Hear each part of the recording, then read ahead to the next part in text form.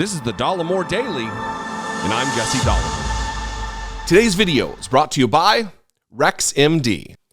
So yesterday, I talked about MAGAteers and Republicans or conservatives all over the country just lamenting the firing of Tucker Carlson.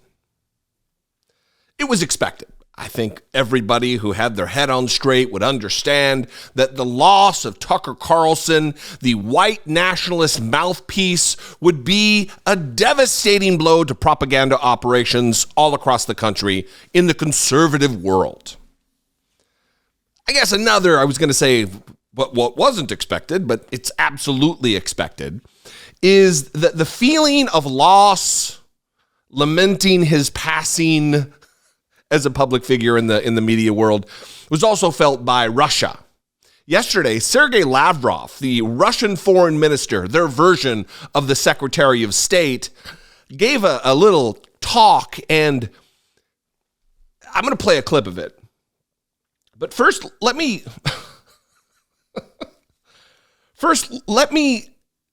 pose a scenario for you.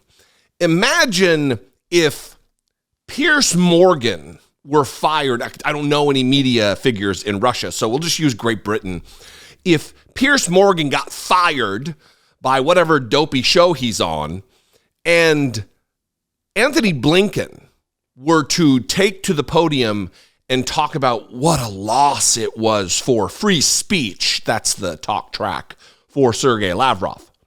Imagine people would be very perplexed. Why does the Secretary of State of the United States of America give two shits about whether Piers Morgan has a job?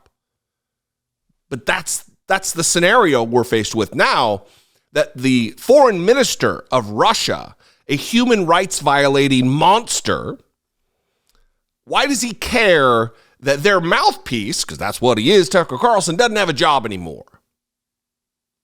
It tells you something about collusion, who's working with one another, who serves one another's interests.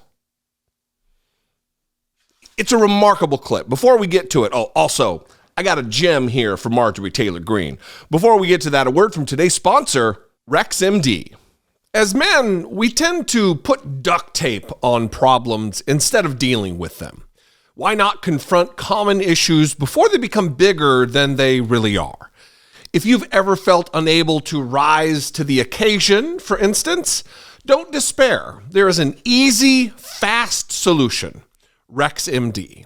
RexMD allows you to obtain generic and branded Viagra and Cialis online and deliver it right to your door. No office visits, no painful conversations with the receptionist. Make a mountain out of that molehill. Head to rexmd.com/Dollemore right now to save up to 90% off. That's as low as $2 per dose of generic Viagra instead of $90 per pill. The process is streamlined and it's discreet. Just fill out a quick medical questionnaire on the RexMD site, and a U.S. licensed physician will review and prescribe you generic Viagra if appropriate. The medication then gets shipped right to your door with free 2-day shipping. The moment it arrives, you can put it to work. Don't let ED keep you down. Join the more than 300,000 men RexMD has assisted with their health and relationships. Go to rexmd.com/Dollemore and save up to 90% off with generic Viagra for as low as $2 per dose, again, instead of $90 for Viagra. Starter packs of generic Cialis or Viagra are now available for our listeners to get started. That's rexmd.com/Dollemore for up to 90% off plus a free gift. Your partner will thank you. So here, marvel at this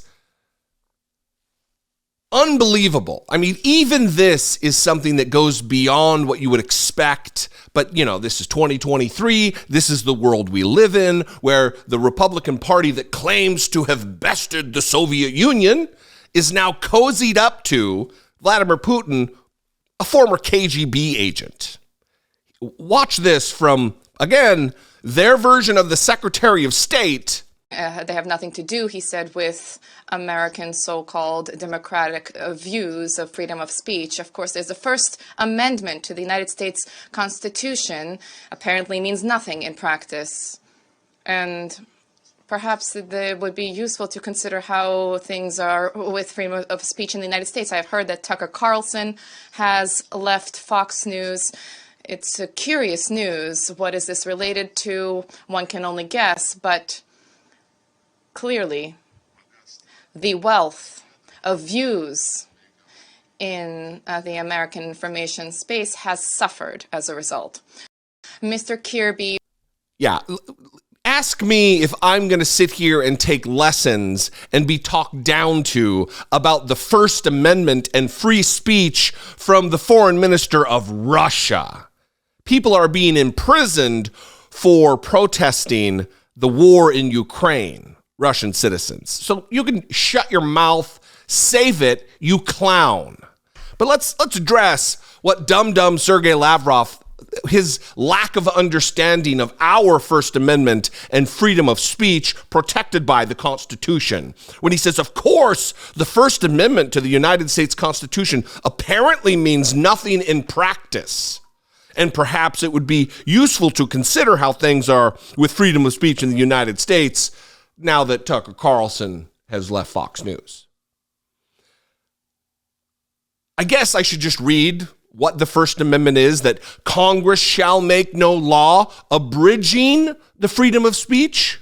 The full First Amendment, for those of you who don't know, the Congress shall make no law respecting an establishment of religion or prohibiting the free exercise thereof, or abridging the freedom of speech or of the press, or the right of the people peaceably to assemble and to petition the government for a redress of grievances. But it's the first and the middle part there. Congress shall make no law abridging the freedom of speech.